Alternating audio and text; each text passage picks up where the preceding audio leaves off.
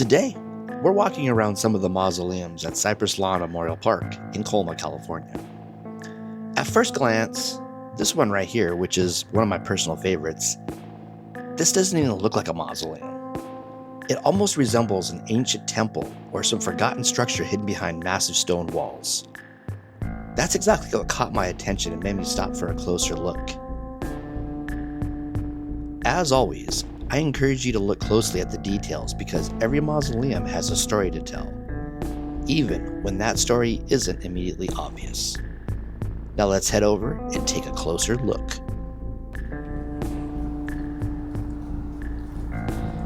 This thing is just incredible.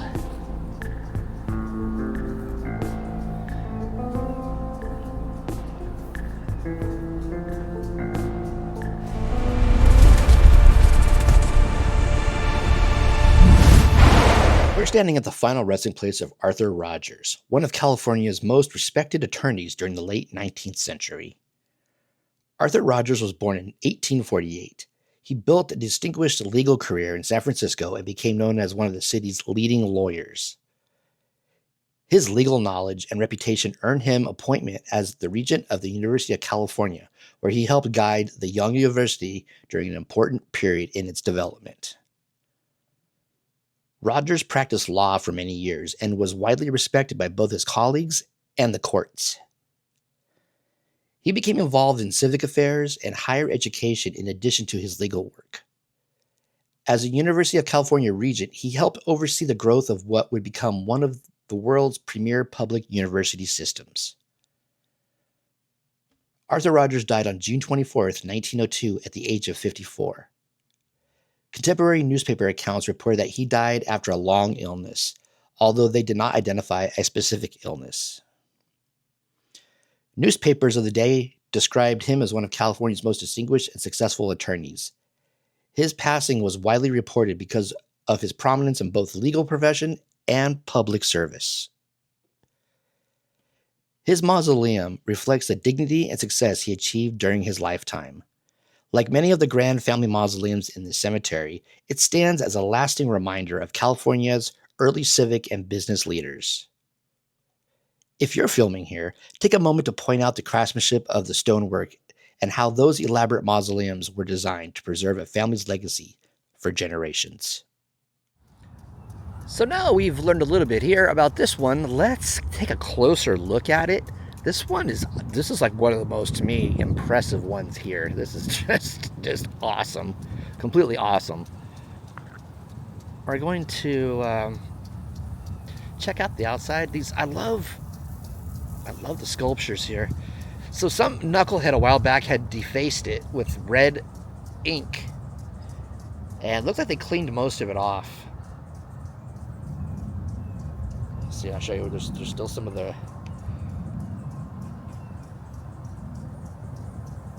red ink. No, not me. Let's go back. Still getting used to this thing.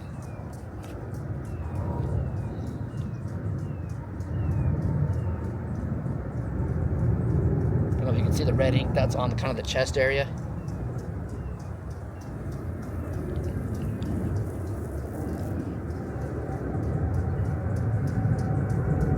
Very cool.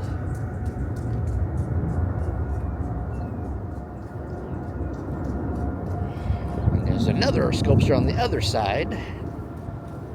That's still got some red ink on it as well. I mean, I don't know who the hell would come into these places, or excuse my French, who the heck would come in these places and do this?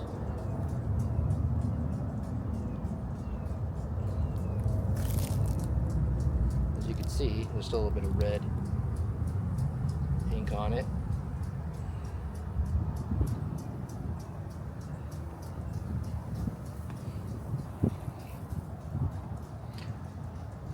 Alright, let's go take a look at the inside. The Rogers family, Arthur Rogers and family. Arthur Rogers is straight ahead. I do believe his wife is below him. This thing is just incredible.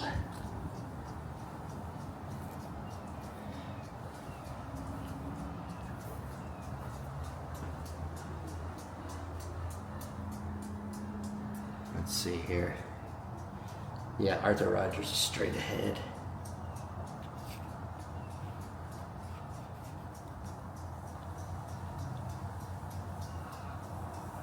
And his wife is...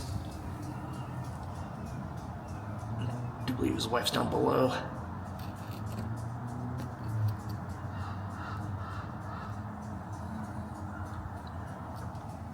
Family still comes.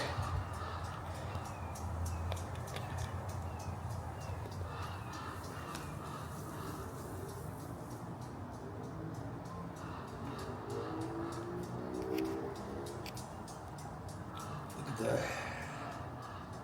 at the ceiling's interesting.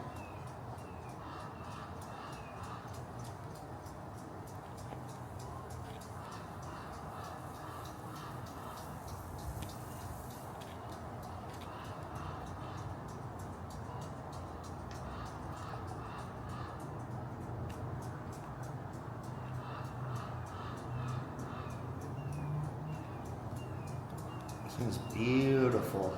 Looks like the floor needs to be cleaned. But it looks like an awesome design underneath all the muck. Got a power washer in here and get this thing cleaned up.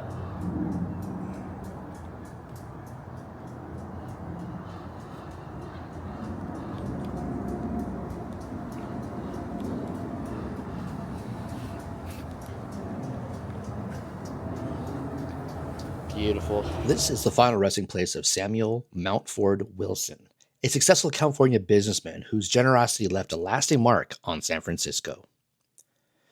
Mountford Wilson was born on August 31st, 1823, in Ireland.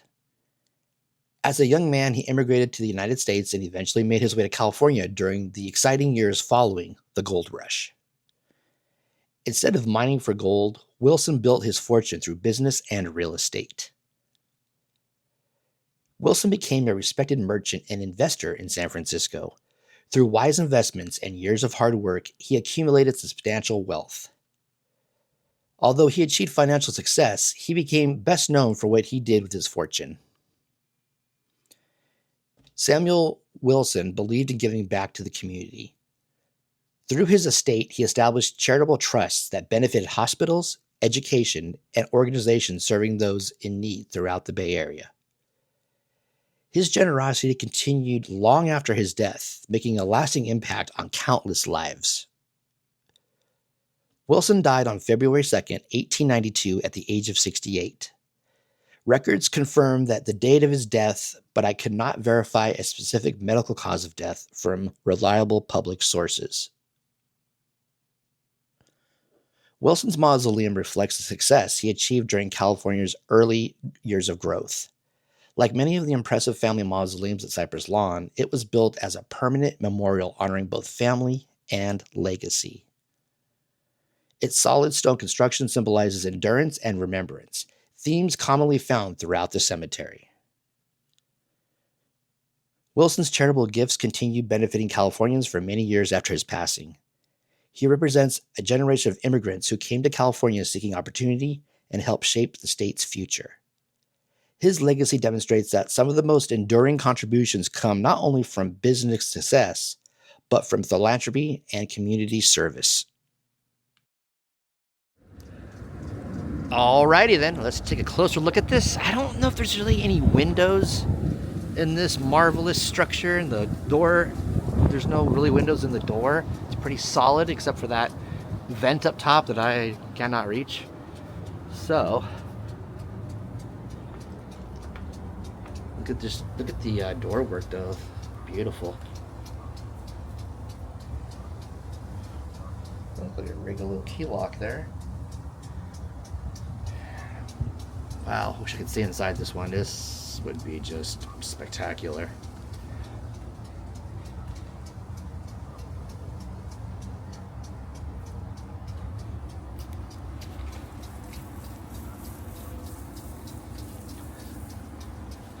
Columns here.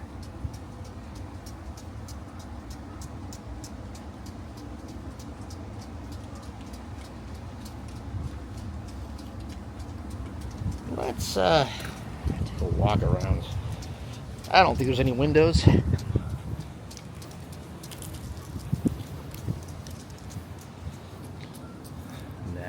There is. It's on the very back, and it's probably got protective stuff over the... It's stained glass. It's probably got a protective coating over the back to keep it from getting broken.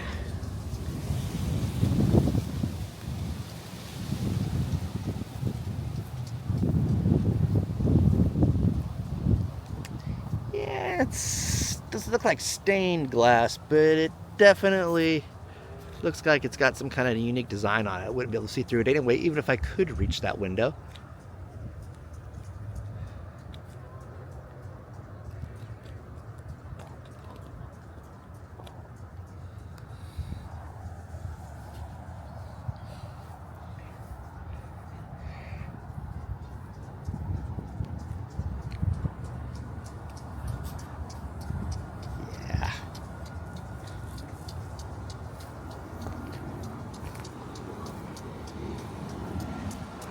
Beautiful area. Quite busy today. People keep driving through.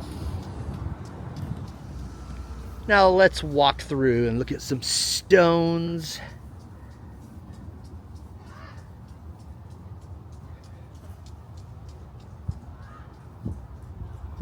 It's a beautiful, beautiful area.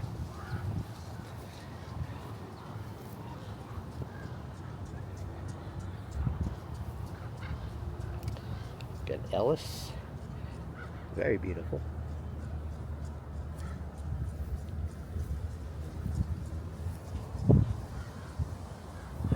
Nothing more than just the last name.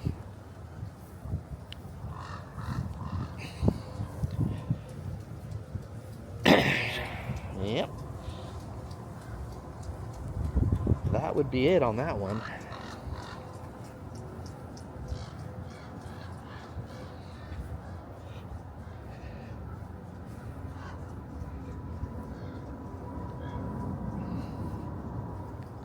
Got there. Lewis Harcher, 1837 to 1932. His wife, Emily, 1853 to 1921.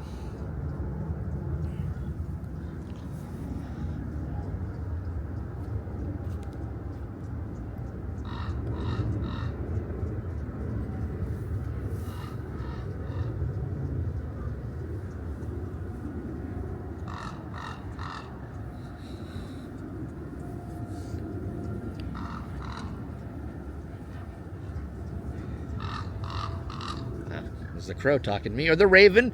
I always get corrected in my videos. These crows are ravens. I don't know. I've always heard in cemeteries they're crows. Are they the same animal? I have no idea. This is not Wild Kingdom. This is Crypt Door Cemetery Exploring, so I really don't know.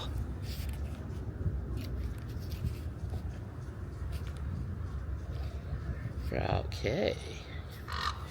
You handsome bird, you. Let's see what you got going on over here. Don't fly away now. Ah! You talking to me? Oh, there you go. Ah! Ah, ah! Giving me a tour? Want me to check out certain graves, my little friend? Ah!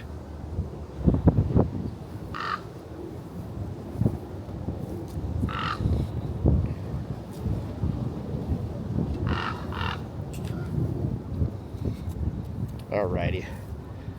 Let's leave the little guy alone before the family attacks me.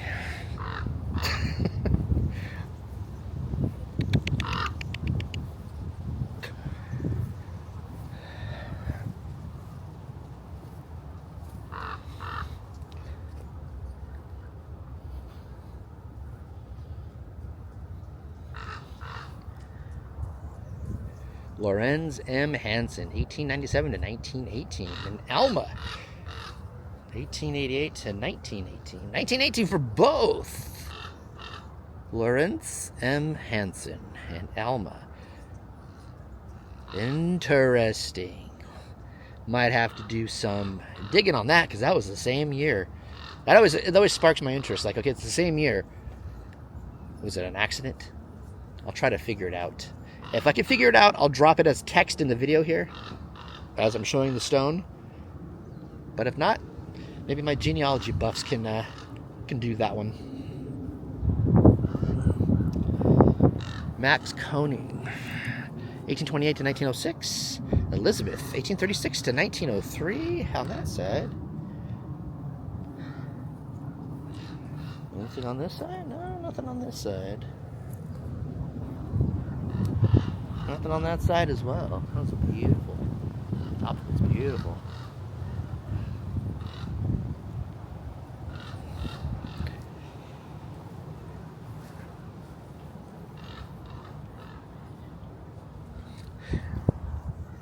There's just so much to see, so many people to cover.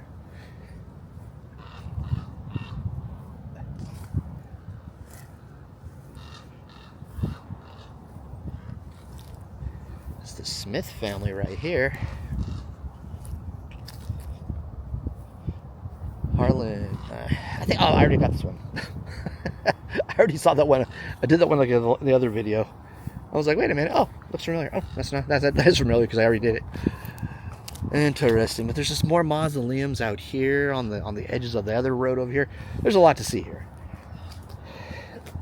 But I do plan on hitting up another cemetery. This town is full of cemeteries.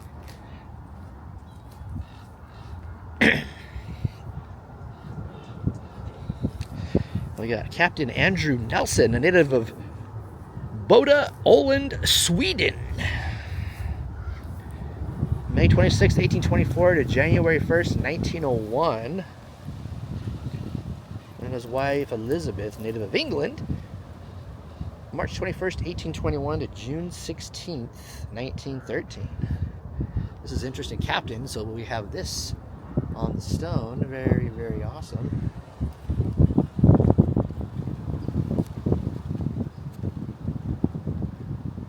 An anchor on a rope there, looks like. Very fitting for a captain.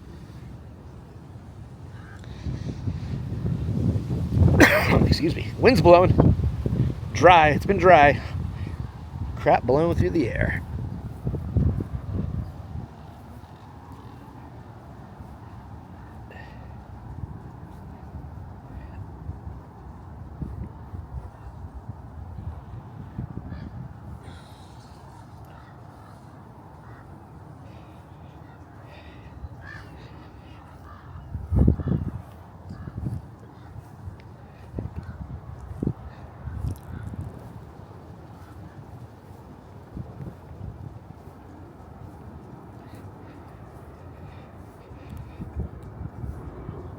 It's an interesting stone. It's a big boulder. Fleissner is the name.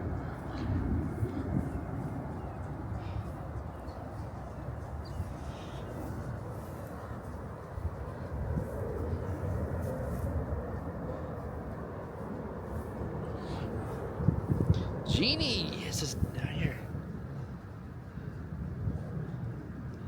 Jeannie D., wife of Otto Fleissner, 1865 to 1938. That's an interesting. I'll bet you they were out somewhere, found this boulder, and said, "This is going to be our stone."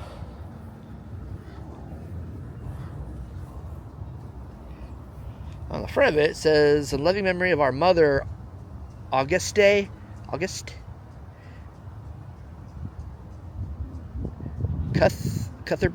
Cuthbertson."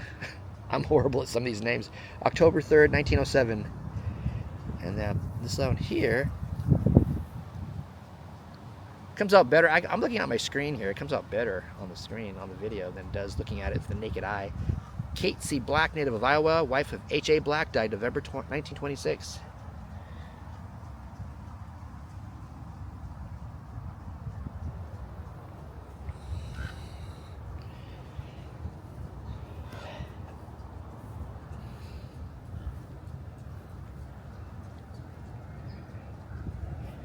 That's it from that one. That's interesting. They probably had this shipped in from somewhere. They found it. They were probably out running around. I don't know. They might have been looking for gold. Who knows? I mean, you know. And oh, this will make a good gravestone. Hi. This will make a good gravestone. It's very interesting. Hi, Mr. Crow. How you doing? Or Raven, or whatever you are. Now this one over here looks very interesting. Looks like, I'm not, just reminds me of something like Count Dracula would be in. This one right here coming up. This one that's low to the ground. This one's interesting. You find these every so often in cemeteries. I love the design. It's kind of cool.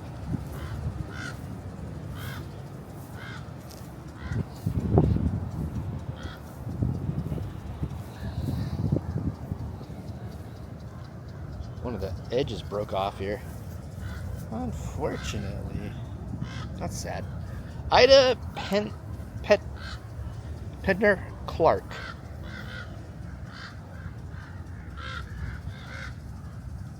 From 1876 to 1902. Like I said, this is something of one of those old movies.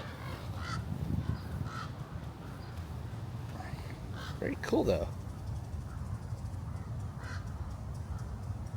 And I wonder what it takes to lift that thing up for people to even be placed in there. Jeez. Back in the old days, what was this? What was the dates? 1902. Yeah, that was wenches and pulleys and all kinds of stuff to lift this thing up so this person could be put in. If there's any other family going in here, they've got more modern equipment now, but definitely.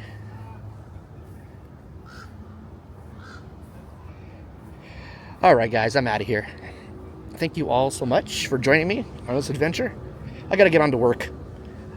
I know I only did 2 mausoleums, but I gotta go. Gotta go. Hope you enjoyed the video anyway. Hope you found it interesting, educational, enlightening, all that good stuff. If you could be so kind, please share the video. Please thumbs up, and please leave a comment of what you thought. What part was your favorite? It greatly helped the video, greatly helped me out. So you guys are awesome. I'm going to try to squeeze one more out before I have to leave. And thank you all so much. Talk to you soon.